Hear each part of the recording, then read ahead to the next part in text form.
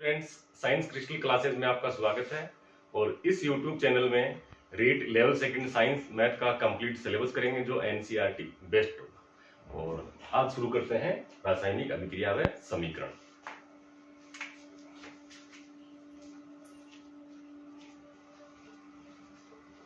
रासायनिक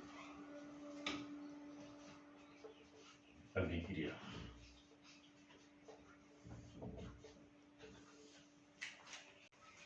तो अपन डिस्कस करेंगे रासायनिक अभिक्रिया के बारे में। यानी कि जब कोई पदार्थ किसी अन्य पदार्थ के साथ क्रिया करके एक या एक से अधिक नए रासायनिक गुणों वाले पदार्थों का निर्माण करता है, इसे रासायनिक अभिक्रिया कहते हैं। जब कोई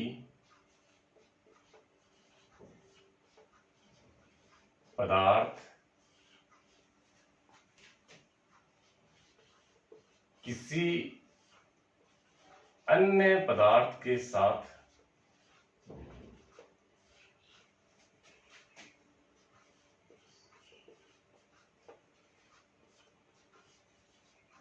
क्रिया करके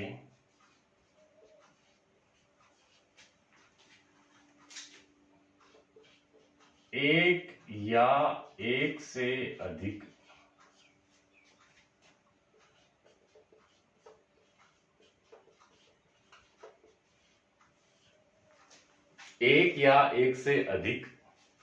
नए रासायनिक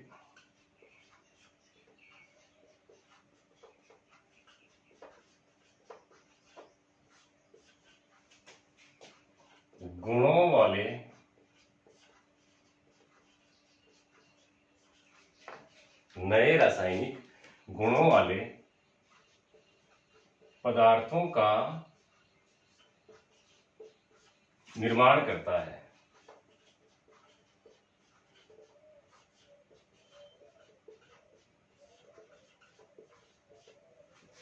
इसे क्या कहते हैं? रासायनिक अभिक्रिया कहते हैं। इसको उदाहरण से समझते हैं अपन।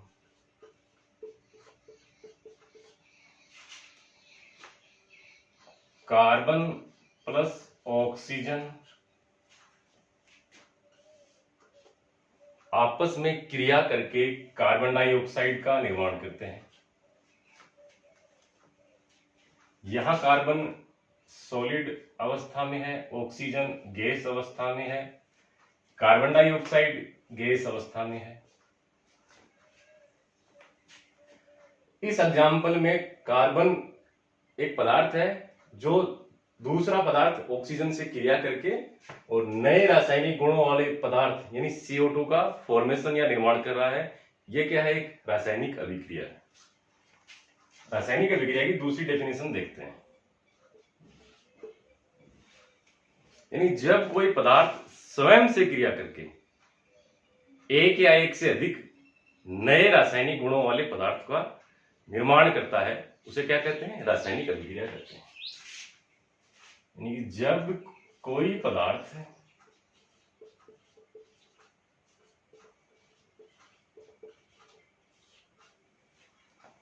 स्वयं क्रिया करके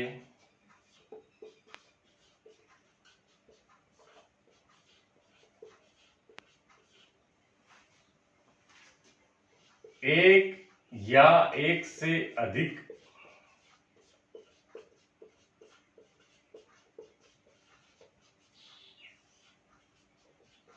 नए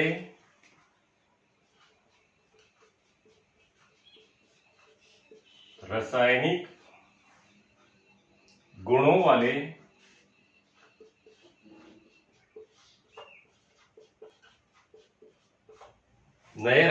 गुणों वाले पदार्थों का निर्माण करता है।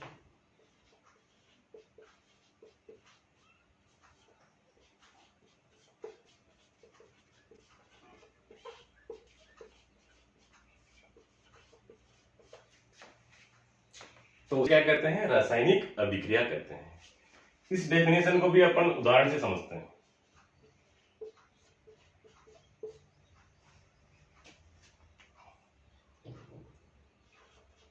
जल का विद्युत अपघटन।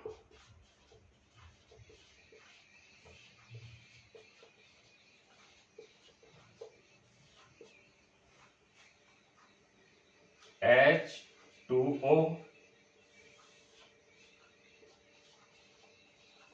इसका विद्युत अपघटन कराएंगे,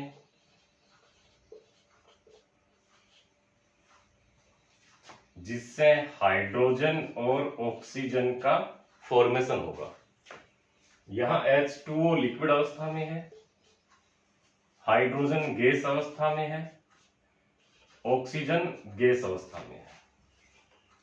इस रासायनिक अभिक्रिया में जल विद्युत अपघटन के द्वारा एक या एक से अधिक पदार्थ यानी हाइड्रोजन और ऑक्सीजन जो जिनके रासायनिक गुण जल से भिन्न होते हैं, इनका निर्माण होता है।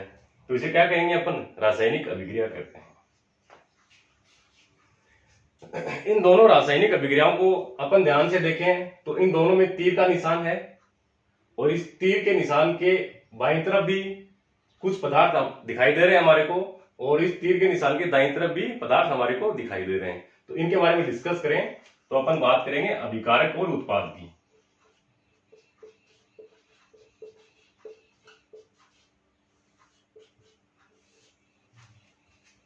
फर्स्ट रासायनिक समीकरण में देखते हैं अपन, तो तीर के निशान के बाईं तरफ जो पदार्थ हैं उन्हें अभिकारक कहेंगे।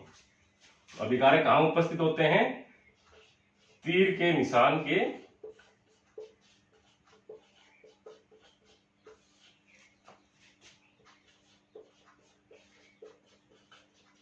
बाईं तरफ।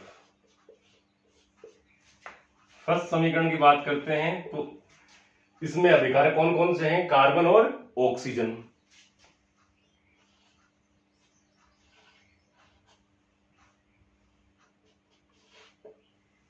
सेकेंड समीकरण की बात करते हैं तो इसमें तीर के निशान के बाईं तरफ जल है जो अभिकारक है।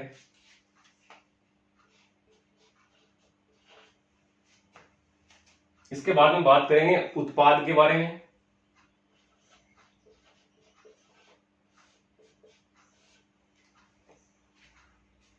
उत्पाद तीर के निशान के दाईं तरफ उपस्थित होते हैं।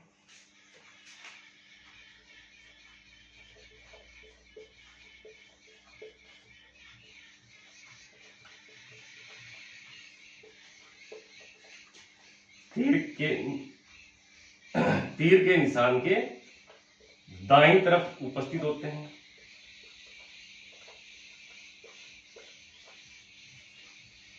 फर्स्ट समीकरण की बात करते हैं तो इसमें उत्पाद तीर के निशान के दाईं तरफ यानी कार्बन डाइऑक्साइड है।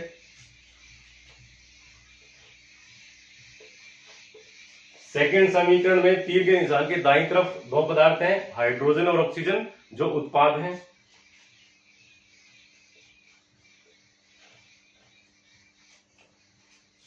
तो इस प्रकार से अपन ने रासायनिक अभिक्रिया को समझा और अभिकारक और उत्पाद के बारे में जाना है।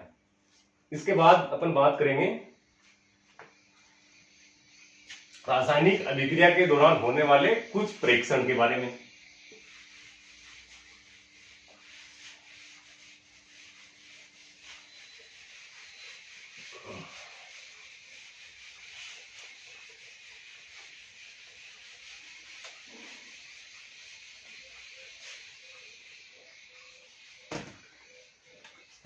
इसके बाद हम बात करेंगे किसी रासायनिक अभिक्रिया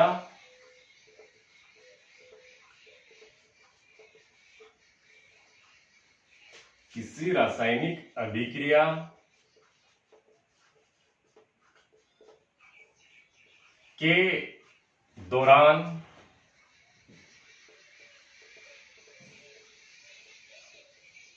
निम्न प्रेक्षण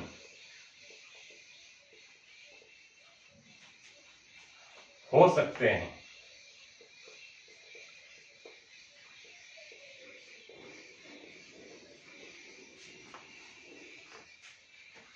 तो इसमें फर्स्ट है अवस्था में परिवर्तन।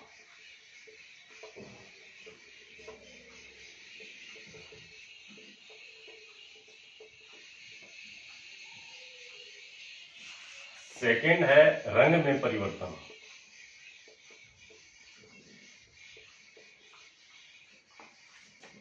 रंग में परिवर्तन। थर्ड है तापमान में परिवर्तन।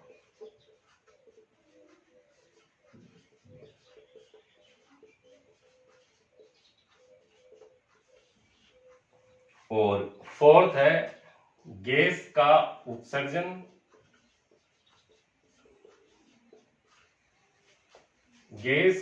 उत्सर्जन या निकास।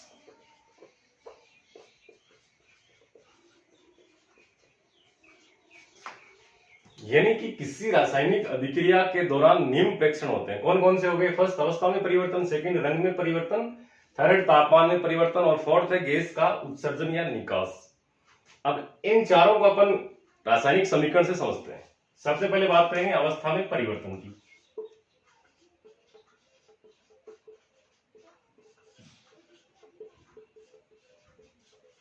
अवस्था में परिवर्तन,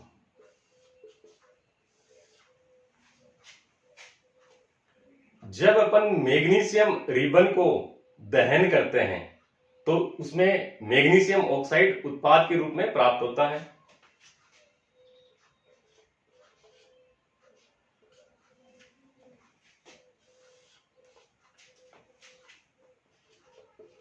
मैग्नीशियम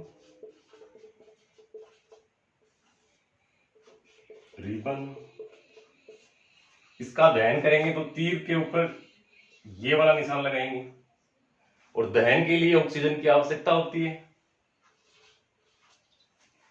मैग्नीशियम ऑक्सीजन आपस में क्रिया करेंगे और मैग्नीशियम ऑक्साइड उत्पाद के रूप में प्राप्त होगा। मैग्नीशियम सॉलिड अवस्था में है, ऑक्सीजन गैस अवस्था में है और मैग्नीशियम ऑक्साइड सॉलिड अवस्था में है। यहां मैग्नीशियम ऑक्साइड सफेद पाउडर के रूप में प्राप्त होता है।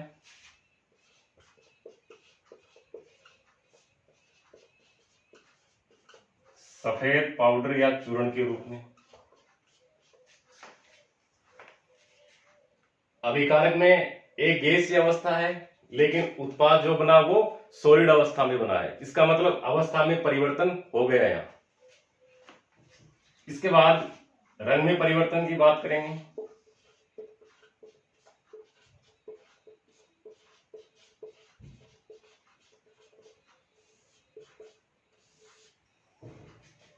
इसको उदाहरण से समझे अपन तो लेड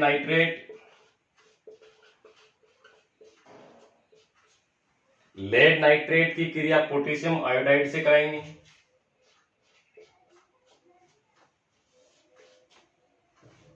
आपस में अभिक्रिया के परिणाम स्वरूप उत्पाद के रूप में लेड आयोडाइड प्राप्त होगा और पोटेशियम नाइट्रेट। ये फॉर्मूला लेड नाइट्रेट का है।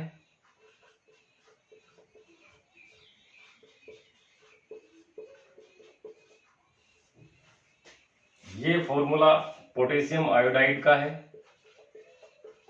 जिससे अपन ने KI से लिखा है।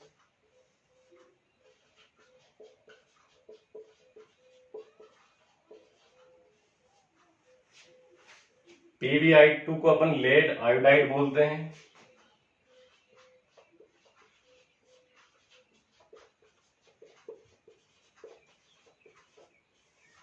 और KNO3 को पोटेशियम नाइट्रेट कहते हैं।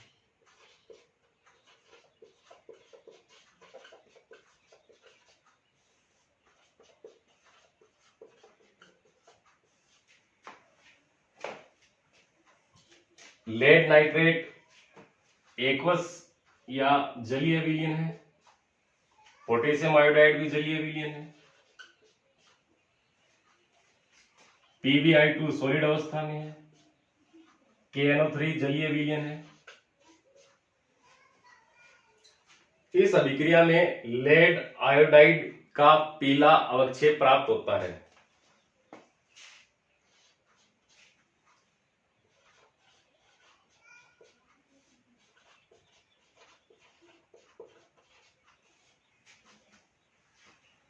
लेड नाइट्रेट पोटेशियम आयोडाइड ये रंगहीन विलयन है और लेड आयोडाइड से पीला अवक्षेप प्राप्त होता है। तो इस प्रकार से रंग में परिवर्तन हो गया। इसके बाद में अपन बात करेंगे तापमान में परिवर्तन के बारे में।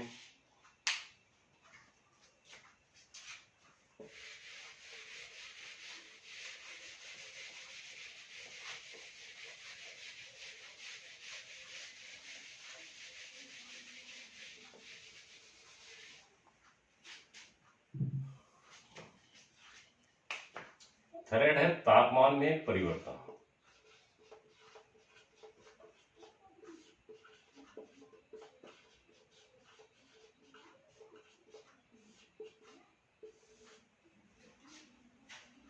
तापमान में परिवर्तन को रासायनिक समीकरण से समझते हैं। तो कैल्शियम ऑक्साइड की क्रिया H2O से कराते हैं।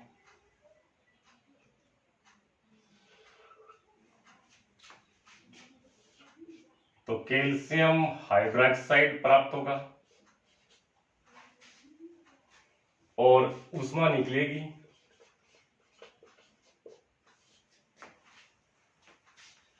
कैल्शियम ऑक्साइड सॉलिड अवस्था में है, जल लिक्विड अवस्था में है। कैल्शियम हाइड्रोक्साइड एक्वस अवस्था में है और ऊष्मा इसमें से निकलेगी। कैल्शियम ऑक्साइड को बिना बुझा हुआ चूना भी कहते हैं।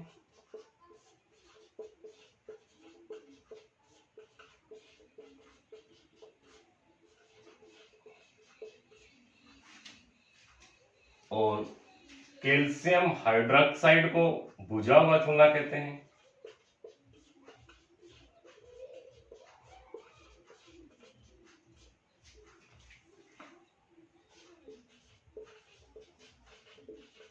कैल्शियम ऑक्साइड और इसे कहते हैं कैल्शियम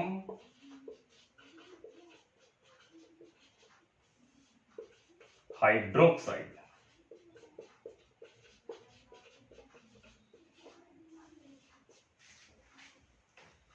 इस अभिक्रिया में ऊष्मा का निर्माण हो रहा है।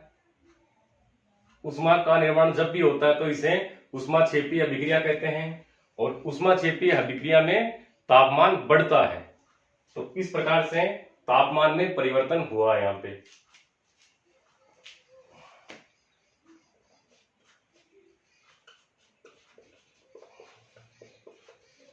ऊष्माक्षेपी अभिक्रिया,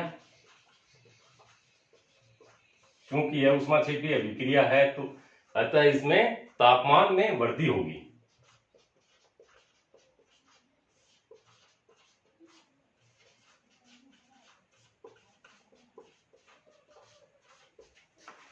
इस प्रकार से तापमान में परिवर्तन हुआ है। फोर्थ बात करेंगे गैस का उत्सर्जन या निकास।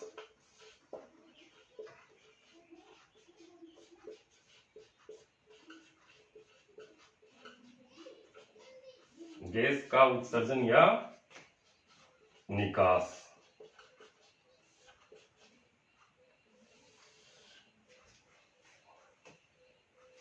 इसके लिए एग्जांपल देखते हैं अपन। जिंक की क्रिया H2SO4 से कराते हैं तो जिंक सल्फेट का फॉर्मेशन होगा। जिंक सल्फेट का फॉर्मेशन होगा और हाइड्रोजन गैस का निकास होगा। जिंक सॉलिड अवस्था में है, H2SO4 एक्वस है, जिंक सल्फेट एक्वस है, हाइड्रोजन गैस है। तो इस प्रकार से जिंक की क्रिया H2SO4 से करवाएंगे तो जिंक सल्फेट बनेगा और हाइड्रोजन गैस का निकास या उत्सर्जन होगा। तो इस प्रकार से अपन ने चारों बिंदुओं को पढ़ लिया है जो कि रासायनिक अभिक्रिया के दौरान ये जो प्रेक्षण हो सकते हैं इनके बारे में अपन ने अध्ययन किया है। आज की क्लास में इतना ही और बाकी क्लास अगली वीडियो में। तो आप बने रहें, चैनल को लाइक करें, सब्सक्राइब करें, शेयर करें।